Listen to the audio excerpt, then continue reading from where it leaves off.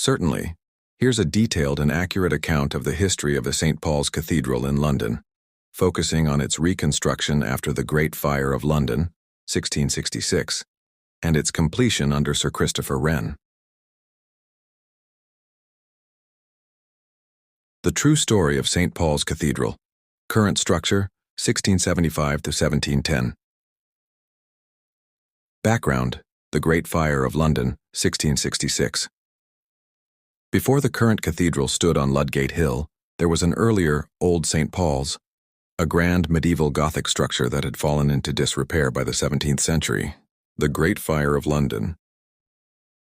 September 2nd to 6th, 1666, devastated much of the city, including St. Paul's, leaving it a smoldering ruin. The fire weakened the walls, collapsed the roof, and destroyed much of its interior, making restoration impossible. Our Naum. Sir Christopher Wren's vision.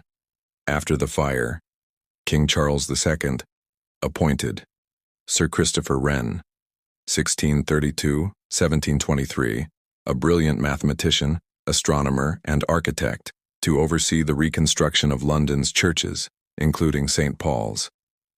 Wren had already proposed a redesign for the cathedral before the fire, but the destruction gave him the opportunity to create an entirely new structure. Initial plans, 1668-1673.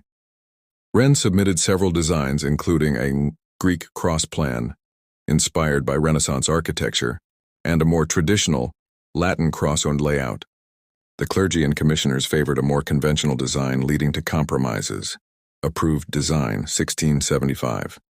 The final approved plan was a Baroque-style cathedral, with a grand dome, blending classical and modern elements.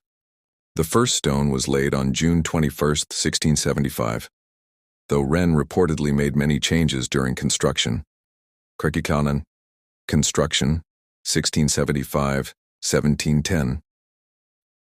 The rebuilding took 35 years, facing financial difficulties, political disputes, and engineering challenges. Key features of the construction. 1. The dome, 1688-1708. One of the largest cathedral domes in the world, inspired by St. Peter's Basilica in Rome, but with a unique triple-shell design. An outer wooden dome covered in lead, a brick cone for structural support, and an inner decorative dome. The Whispering Gallery. Inside the dome is famous for its acoustics. A whisper on one side can be heard clearly on the opposite side. 2. The nave and facade. The exterior features a two-story classical portico with Corinthian columns.